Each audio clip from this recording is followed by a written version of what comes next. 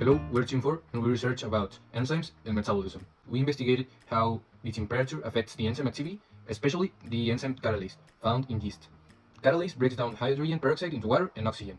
For our experiment, we decided to use the materials the lab gave us, such as the hydrogen peroxide, the water in cold, hot, and room temperature, the dish soap, the dry yeast, food coloring, a thermometer to measure the water's temperature, a graduated cylinder to put all the materials required, and a stirring wheel to help us mix. For our experiment, we first graphed a graduated cylinder and placed it at the container.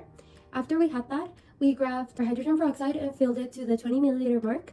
After that, we graphed 10 drops of food coloring of our choice. After that, we graphed a tablespoon of soap and placed it into the hydrogen peroxide and food coloring mixture.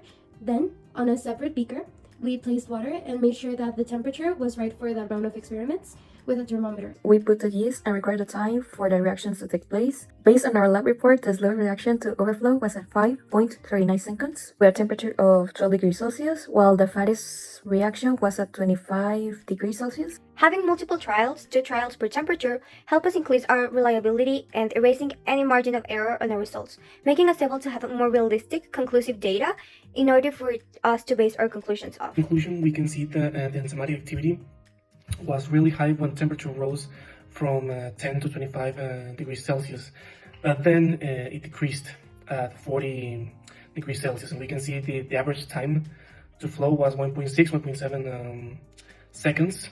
And this is because when the temperature rose from 10 degrees Celsius to 25 degrees Celsius, there was an increase in temperature, which makes the substrate and enzymes move a lot faster, creating more collisions, right?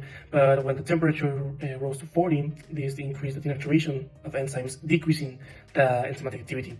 So in conclusion, we can see that the enzymatic activity was highest when there was 25 degrees Celsius.